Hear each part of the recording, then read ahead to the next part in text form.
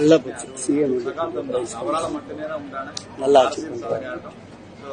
ஆனா அரசியல் பயணத்தை பொறுத்த வரைக்கும் இப்போது இரண்டாம் கலைஞராக இன்று நல்ல திட்டங்கள் நல்லா ஆட்சி அவருடைய இது கூட ஒரு ஆட்சி நல்ல திட்டங்களோட வந்திருக்கு. ஸ்டாலின் சார் இருக்கிறோம், நிறைய விஷயங்கள் பண்ணிக்கிட்டு இருக்காரு. இது ரொம்ப வளர்ச்சி தெரியுது. அந்த துணிச்சலும் இருக்கு. யாரையும் அறிவாலய கொத்தடமை நடிகர் அண்ணா பிரகாஷ் ராஜ் வாயவும் சூவையும் மூடிக்கிட்டு சும்மா இல்லாம அண்ணாமலையை வம்புக்கு இழுத்து வாயிலேயே மிதி வாங்கியிருக்காரு. இதுக்கு அண்ணாமலை அந்த ஆளை பிஞ்ச செருப்பாலே அடிச்சிருக்கலாம். என்னங்க பண்றது? என்ன பண்றது? எவனுக்கு என்ன பாஷை புரியுமோ அந்த பாஷையில பேச வேண்டியது இருக்கு. சரி, ஓகே. என்ன மேட்டர்னா, நம்முடைய பாரத பிரதமர் நரேந்திர மோடி அவருடைய இன்ஸ்டா பேஜ்ல 100 மில்லியன் ஃபாலோவர்ஸ் வந்திருக்காங்க. இதை கங்க்ராச்சுலேட் பண்ற விதத்துல நம்முடைய அண்ணாமலை அவர்கள் அவருடைய ட்விட்டர் பக்கத்துல மானே தேனே பொன்மானே எல்லாம் போட்டு ஒரு வாழ்த்து ட்வீட் ஒன்று போட்டிருந்தாரு. அதுல அந்த மனுஷன் என்ன சொல்லியிருப்பாருன்னா, பல பேர் சோசியல் மீடியாவுடைய அல்காரிதமை கிராக் பண்றதுக்கு முயற்சி பண்ணிக்கிட்டு இருக்காங்க. ஆனா மோடிஜி அது மாதிரிலாம் பண்ணவே இல்லை. ஏன் அவர் பண்ணலன்னா, அந்த அல்காரிதமே மோடிஜி தான் அப்படின்ற மாதிரி அண்ணாமலை போட்டிருந்தாரு.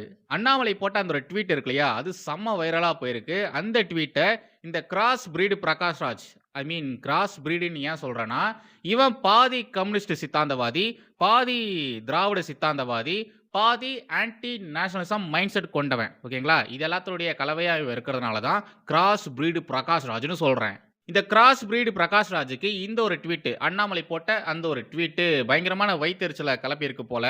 அதனால அவன் என்ன பண்ணியிருக்கான், இதனால நாட்டுக்கு என்ன பிரயோஜனம் அப்படின்ற மாதிரி கேட்டு அண்ணாமலையுடைய ட்வீட்டை ஷேர் பண்ணியிருக்கான். இதெல்லாம் பார்க்குற நம்முடைய அண்ணாமலையர்கள் சும்மா இருப்பாரா? கண்டிப்பாக சும்மா இருக்க மாட்டாரு. அந்த மனுஷன் எப்படி ரெஸ்பான்ஸ் பண்ணியிருக்காருன்னா, டேய் கிராஸ் பிரீடு, இது நானாக தான் சொல்கிறது, ஓகேங்களா? பட் அவர் சொல்கிற ஸ்லாங் அப்படி தான் இருக்கும். டேய் கிராஸ் பிரீடு, நீ சொன்னா கேட்க மாட்டேன், இருந்தாலும் உன்கிட்ட சொல்கிறேன் கேட்டுக்கோ. உன் வயிற்றுச்சலுக்கு நீ ஜெலுசில் வாங்கி குடி, சரியா போகும். உன்னோட பின்பக்கம் பயங்கரமாக எரிஞ்சுதுன்னா, திகு திகுன்னு எரிஞ்சுதுன்னா பேர்ன் ஆயில் வாங்கி தடவிக்கோ, கண்டிப்பாக அது உனக்கு பிரயோஜனமாக இருக்கும். பேர்ன் ஆயில், ஜெலுசில் இது ரெண்டுமே வாங்கிக்கோடா, உனக்கு அது யூஸ்ஃபுல்லாக இருக்கும் அப்படின்ற மாதிரி சொல்லியிருந்தாரு. தேவையா இந்த அவமானம்? உனக்கு தேவையா? டே பிரகாஷ் ராஜ், கிராஸ் பிரீடு பிரகாஷ் ராஜ், இந்த அவமானம் உனக்கு தேவையாடா? உண்மையாலே இந்த பிரகாஷ் ராஜ் ரொம்ப பாவங்க. உண்மையாலே ரொம்ப பாவம். பாஜகவுக்கு எதிராக நான் அரசியலில் நிற்கிறேன், பாஜகவை நான் தோக்கடிச்சு காட்டுறேன்னு சொல்லி இவன் கர்நாடகாவில் தேர்தலில் நின்னான். ஆனால் டெபாசிட் கூட வாங்காமல் தோத்து தான் போனான். சோசியல் மீடியாவில் தான் ஒரு பையன் மதிக்க மாட்டேன்றான்னு பார்த்தா, இவன் எலெக்ஷனில் நின்னாலும் அங்கே இருக்கக்கூடிய மக்கள் இவனை மதிக்க மாட்டேன்றாங்க. இவன் ஏதாச்சும் ஒரு இடத்துக்கு வந்துட்டு போனான்னா அவன் வந்த இடத்த சாணிலாம் போட்டு கிளீன் பண்ணுறாங்கங்க. ஏண்டா பிரகாஷ் ராஜ், உன்னை தான் யாரும் கண்டுக்கவே மாட்டேன்றாங்களே, யாரும் உன்னை சீண்டவே மாட்டேன்றாங்களே, அது எப்படா இவ்வளோ அசிங்கப்பட்டும் அவமானப்பட்டும் துக்கப்பட்டும் துயரப்பட்டும் மறுபடியும் பாஜகவே நோண்டிட்டு இருக்க? முக்கியமாக அண்ணாமலை உன்னை என்னென்னலாம் பண்ணியிருக்காரு. அவர் ஐபிஎஸ்ஸாக இருக்கும்போதே உன்னை என்னென்னலாம் பண்ணியிருக்காரு. ஆனாலும் எப்படா நீ கொஞ்சம் கூட கூச்சநாசம் இல்லாமல் நோண்டிக்கிட்டே இருக்க? நீ பட்ட அவமானத்துக்கு அரை நாள் அரசாங்க விடுமுறையை விடலாம் போல இருக்கே. இந்நேரம் நான் இந்த அளவு அவமானப்பட்டிருந்தானா எப்பயோ தொங்கிருப்பேன்டா. நீ எப்படா கூச்சமே இல்லாம சுத்திட்டு இருக்க? இங்க இருக்கிற பல கம்யூனிஸ்ட் கபோதிகள் வாயை மூடிக்கிட்டு இருக்கிறதுக்கான காரணம் என்னன்னா, அவனுங்க வாயை திறந்தானுங்கன்னா மாட்டிப்பானுங்க, அசிங்கப்படுவானுங்க. ஆனா இந்த கிராஸ் பிரீடு பிரகாஷ் ராஜ் பாருங்க, எல்லாத்துக்கும் வாயை வைக்க வேண்டியது, எல்லாத்துக்கும் ஏதாச்சும் ஒரு கருத்துக்கள் சொல்ல வேண்டியது, அசிங்கப்பட்டு அவமானப்பட்டு ஓட வேண்டியது. இவன் ஒரு படி மேல போய் ஹுமர் காலித்திற்காலியா டெல்லி ரியாட்ஸ்க்கு சம்மந்தப்பட்டவன், அந்த தீவிரவாதிக்கு சப்போர்ட் பண்ணி தொடர்ந்து பேசிக்கிட்டே இருக்கான். மை பாய் ஏதோ அவங்க அம்மாவுக்கு இவன் தான் புள்ள கொடுத்த மாதிரி மை பாய்னு அந்த தீவிரவாதிக்கு வக்காலத்தை வாங்கிட்டு இருக்கான். சரி, இதெல்லாம் ஒரு புறம் இருக்கட்டும்ங்க. ஃபாலோவர்ஸ்னால என்ன பிரயோஜனம், இந்த நாட்டுக்கு என்ன பிரயோஜனம் அப்படின்ற மாதிரி கருத்து புன்னகையை விதைக்கிற இந்த லவ்டு பிரகாஷ் ராஜ் இருக்கா இல்லையா, இவருடைய ஃபேஸ்புக் பேஜில் 4 மில்லியன் ஃபாலோவர்ஸ் வந்திருக்காங்கன்னு சொல்லி அதை பயங்கரமாக செலிப்ரேட்லாம் பண்ணான். இதுதான் hypocrisy of cross breed Prakash Raj.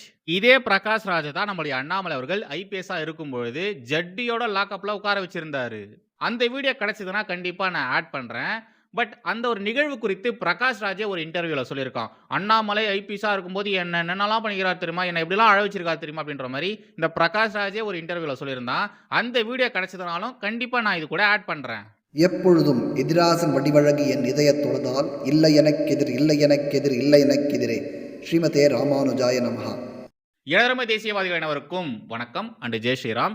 சர்வதேச உறவுகள் எப்போதுமே சிக்கலாக தான் இருக்கும், பயங்கரமான சிக்கலாக தான் இருக்கும். இந்த ஜியோ பாலிடிக்ஸை புரிஞ்சிக்கிறத விட கிறிஸ்டோபர் நோலன் ஃபிலிம்ஸை நம்மளால் ஈஸியாக புரிஞ்சிக்க முடியும். உதாரணத்துக்கு ஒருத்தன் நமக்கு பயங்கரமான நண்பனா இருப்பான். ஓகேங்களா? முன்னாடி ஆஹா, ஓஹோன்னு பாராட்டுவான். நாங்கலாம் பயங்கரமான தீக் ஃப்ரெண்ட்ஸ் அப்படின்ற மாரிலாம் பேசுவான். அதே நேரத்துல அவன் தான் நமக்கு பின்னாடி குழிய தோண்டுவான். அதுக்கும் ஒரு சில காரணங்கள்லாம் இருக்கும். இந்த சிக்கலான விவகாரங்கள்ல நம்முடைய பாரத பிரதமருடைய ராஜதந்திரம் இருக்கு இல்லையா? அது பக்காவா வேலை செஞ்சிருக்கு. குறிப்பா முக்கியமான கூட்டணிகள வழிநடத்துற இடத்துல நம்மளுடைய பாரத தேசம் இப்ப இருக்கிறதுக்கான காரணமே தலைவன் தான். தலைவன் மோடி தான். அமெரிக்கா மற்றும் ரஷ்யா இது 2மே எப்பேர்ப்பட்ட நாடுகள் அப்படின்றது எல்லாருக்குமே நல்லாவே தெரியும்.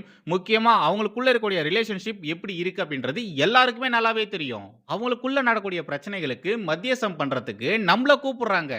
ரீசெண்டா அமெரிக்கா நம்ம மேல ஏகப்பட்ட டாரிஃப் டாக்ஸ போட்டு வச்சிருந்தானுங்க. ஆனா இப்போ அத 18% கம்மி பண்ணியிருக்கானுங்க. குவாட் கூட்டணி முதல் பிரிக்ஸ் கூட்டணி வரைக்கும் நாம முன்னெடுத்து சென்று இருக்கோம். நாம அதுல பார்ட் கிடையாது. நாம தான் அந்த கூட்டணியை வழிநடத்தியே சென்று இருக்கோம். அமெரிக்கா மற்றும் ரஷ்யா இவங்க 2 பேருமே இதுவரைக்கும் நேரடியா சண்டை போட்டுக்கிட்டதே கிடையாது.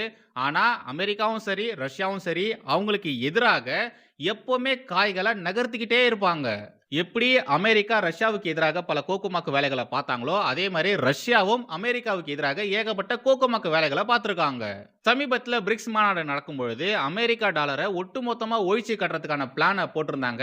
பட் அந்த ஒரு விஷயத்த நம்முடைய பாரத பிரதமர் ஒத்துக்கவே இல்லை. ஒருவேளை நாம அமெரிக்கா டாலரை ஒழிச்சு கட்டணும்னா எதிர்காலத்தில் என்ன மாதிரியான பிரச்சனைகள் வரும் அப்படின்றத நம்முடைய பாரத பிரதமர் தெளிவா விளக்கி சொல்லியிருந்தாரு. நம்முடைய பாரத பிரதமர் சொன்ன விஷயத்த பிரிக்ஸ் மாநாட்டில் இருக்கக்கூடிய நாடுகள் ஒத்துக்கிட்டாங்க, ஏத்துக்கிட்டாங்க. இப்போ அதனுடைய அடுத்த படியாக ரஷ்யா இருக்கு இல்லையா, அவங்க அமெரிக்கா டாலர்ல ட்ரேட் பண்றதுக்கு பரிசீலனையும் பண்ணியிருக்காங்க. கடந்த ஜனவரி மாதம் நம்முடைய பாரத பிரதமர் ஐரோப்பிய ஒன்றியத்து கூட வரலாற்று சிறப்புமிக்க டீல் ஒன்று போட்டிருந்தாரு. மதர் ஆஃப் ஆல் டீல்ஸ் ஞாபகம் இருக்குங்களா? அந்த டீல்ல 96.6% மதிப்பு அடிப்படையிலான வரிய ஐரோப்பிய ஒன்றியம் நீக்கி இருக்கு. அது மட்டும் இல்லாம கிட்டத்தட்ட 97% இந்திய பொருட்களுக்கான ஏற்றுமதிக்கு முன்னுரிமையும் கொடுத்திருக்கு. 2032க்குள்ள இப்போ ஐரோப்பிய ஒன்றியத்துக்கு கூட நாம ஏற்றுமதி எல்லாம் பண்ணிட்டு இருக்கோம் இல்லையா, அதை டபுள் மடங்கு அதிகரிக்கணும் அப்படின்ற மாதிரி இந்தியாவும் ஐரோப்பிய ஒன்றிய நாடுகளும் பிளான் போட்டிருக்காங்க. ஒரு பக்கம் அமெரிக்கா நம்ம மேல போட்ட வரிய மானாவாரியான வரிய மோடிஜி கம்மி பண்ணியிருக்காரு. இன்னொரு பக்கம் ரஷ்யாவுடனான நட்புறவை ஆழப்படுத்தியிருக்காரு. இன்னொரு பக்கம் ஐரோப்பிய ஒன்றியம் மாதிரியான அதிக வருமானம் தரும் நாடுகள் கிட்ட ஏற்றுமதியை அதிகப்படுத்தியிருக்காரு.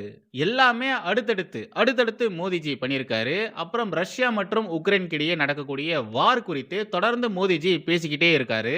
முதல் முறையாக மிகப்பெரிய சக்தியுடைய 2 சர்வதேச நாடுகளுக்கு இடையே நடக்கக்கூடிய அந்த கோல்டு வாருக்கு மத்தியஸ்தம் பண்றதுக்கு மோடிஜியை கூப்பிட்டுருக்காங்கன்னா சும்மாவா?